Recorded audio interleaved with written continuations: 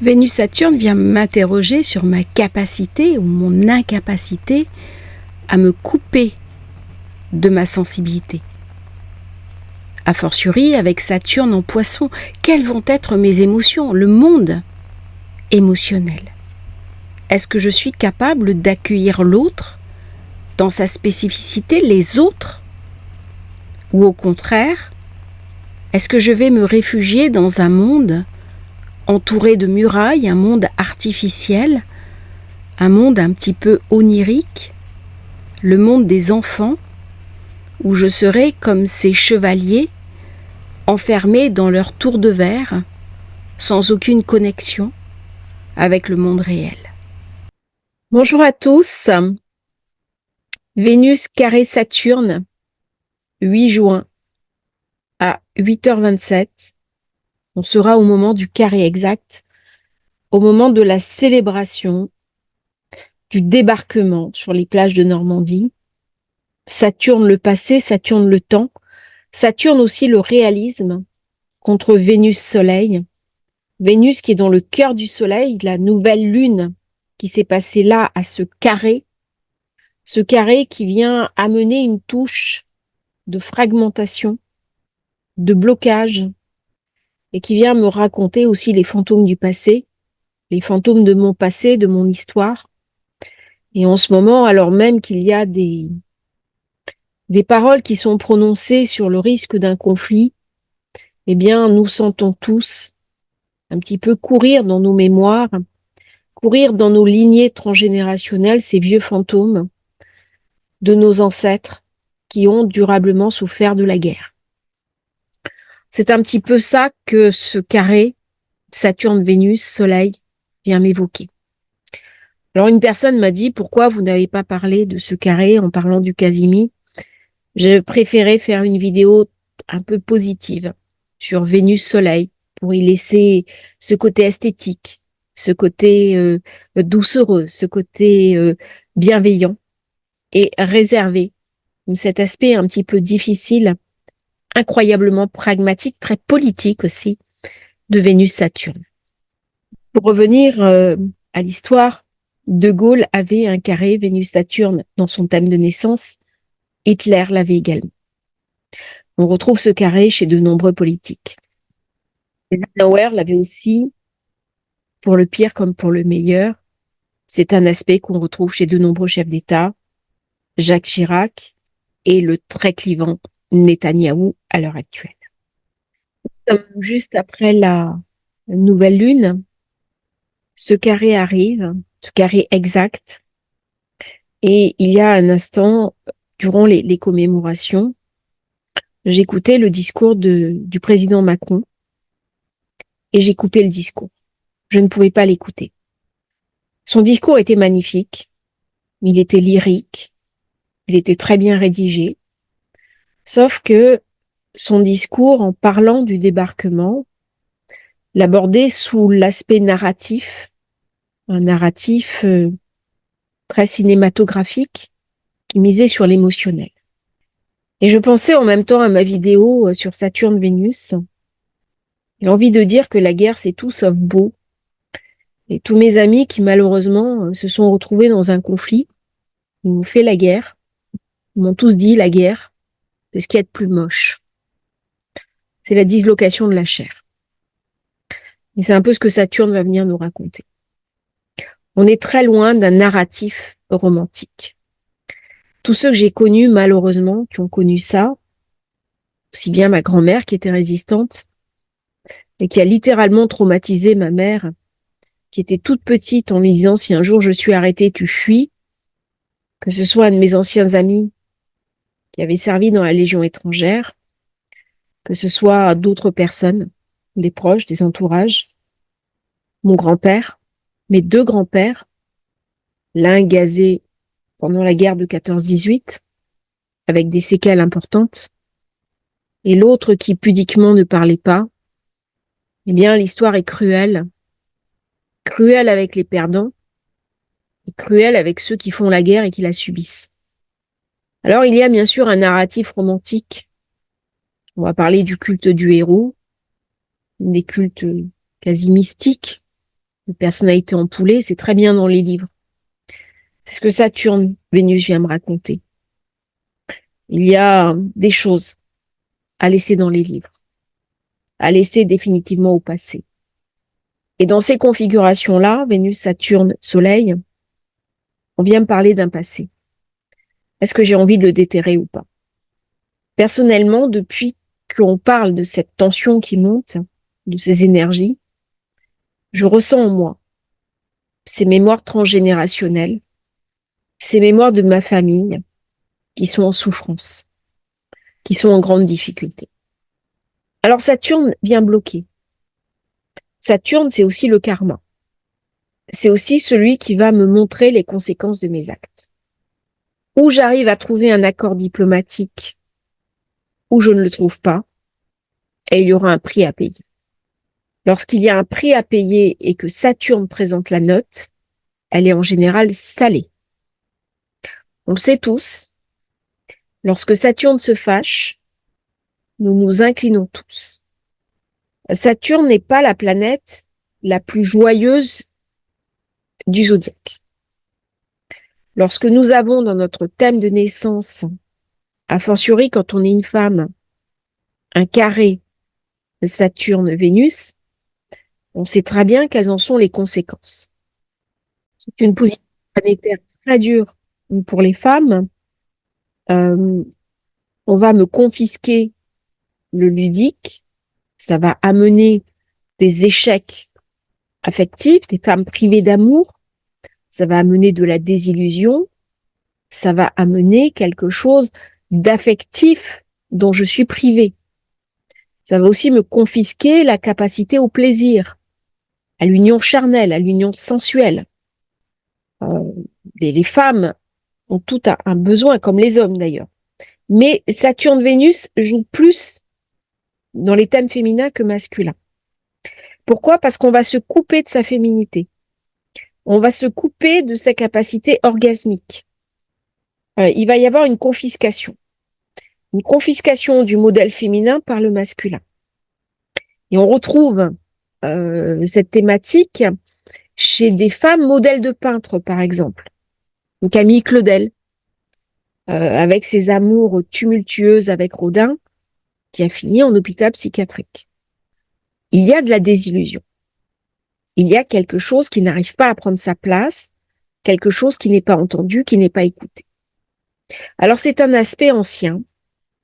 Avant, on est bien dans Saturne, les mariages étaient principalement arrangés. C'est-à-dire on se mariait pour des raisons d'association, de partenariat, de réunification territoriale. C'est-à-dire que l'objet des mariages, c'était de faire la paix, d'agrandir ses territoires, d'agrandir ses possessions terriennes.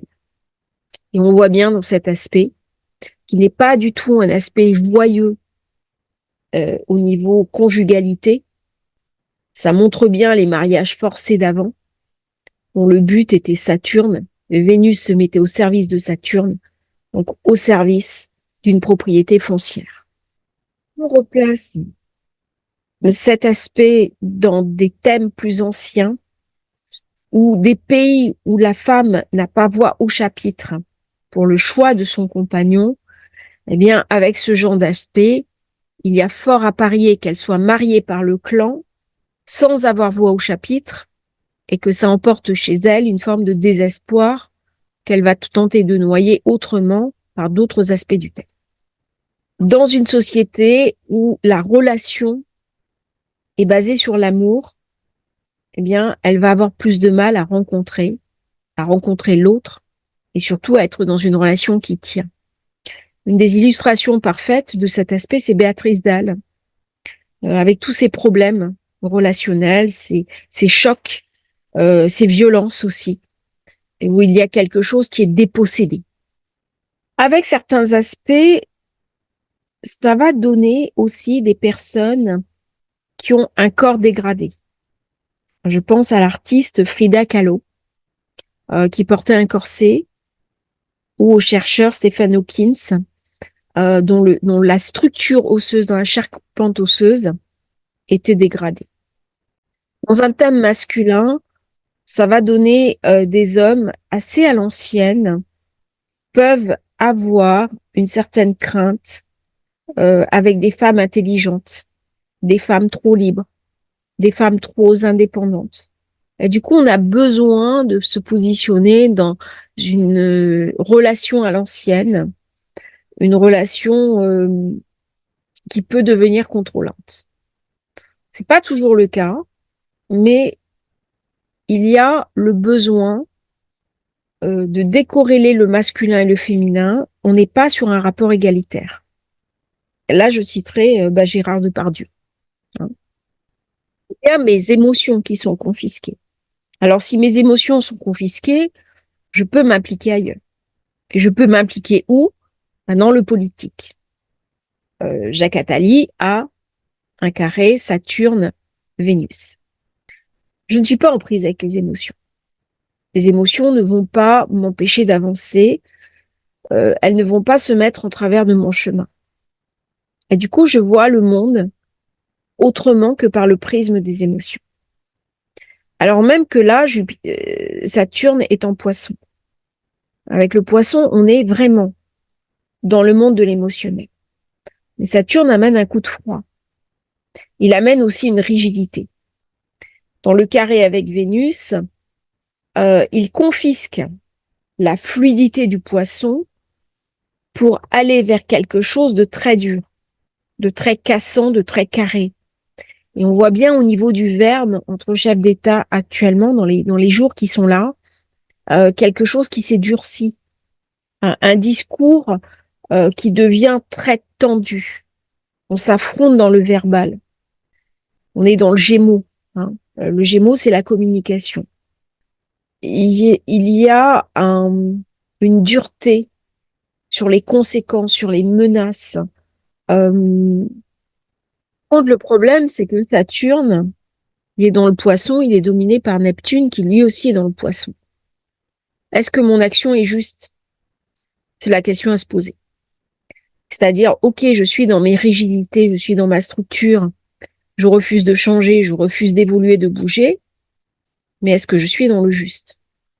C'est pas gagné. Hein. C'est vraiment pas gagné. Parce que on peut facilement tomber dans une forme d'illusion. On peut facilement s'illusionner soi-même, être persuadé euh, que j'ai pris la bonne décision. Et le père de famille qui va imposer à sa famille une décision, et au final, il fera une catastrophe. Parce qu'à la fin du mois, Vénus, elle va être à la fin du Gémeaux. Et donc, elle va le faire un carré à Neptune. Et là, on est dans l'illusion, et notamment l'illusion politique. Avec Saturne, je suis dans le sens du devoir. Je suis dans le sacrifice. Mais d'ailleurs, c'est un mot qu'on a beaucoup entendu ces derniers jours. Patrie, sens du devoir, sacrifice. Un discours un peu d'un autre temps, qui colle pas vraiment avec le narratif de l'époque. Hein, on se demande un peu ce qui se passe. Moi, j'avoue être surprise par les mots qui sont prononcés. Le Gémeaux, c'est tout le contraire. Le Gémeaux, il a envie de se faire plaisir, il est ludique, c'est l'adolescent, il a un côté enfant libre, il n'a pas du tout envie de s'impliquer pour des motifs supérieurs à lui-même. Il est dans l'instant, il est dans je profite. Quand on vient raconter à un Gémeaux qu'il doit se sacrifier pour des causes supérieures à sa propre existence, on est dans une totale incompréhension. On est dans quelque chose qui ne passe pas. On est dans quelque chose qui est d'un monde d'incompréhension. Le Gémeaux, c'est Peter Pan. Comment je vais rentrer dans le monde des adultes? Peter Pan n'y rentrera jamais. Mais est-ce que c'est ça le monde des adultes? Est-ce que Saturne, puisque c'est une des images de Saturne, le porteur de la faux, c'est-à-dire la grande faucheuse, donc il y a une méfiance. Il y a une méfiance euh, et il y a une volonté d'échapper à ça. Si je suis réaliste, parce que Saturne, il m'invite au réalisme, eh bien, je vais tout faire pour éviter ça. Alors, un événement malheureusement dramatique, il s'est passé là hier, au moment de la nouvelle lune, Saturne, c'est aussi les personnes âgées. C'est aussi les pertes de repères, Saturne en Poisson, c'est-à-dire des troubles cognitifs. Ça peut aller jusque-là. Et nous avons une octogénaire qui, malheureusement, a perdu le contrôle de son véhicule et qui a renversé plusieurs enfants, qui en a blessé mortellement plusieurs. Et on voit bien comment cet événement est raconté par cette carte. Où Saturne, eh bien, la personne âgée n'a plus le contrôle d'elle-même, elle n'a plus le contrôle, la maîtrise de ce qu'elle fait, et il va y avoir des conséquences absolument abominables, dramatiques sur des personnes jeunes.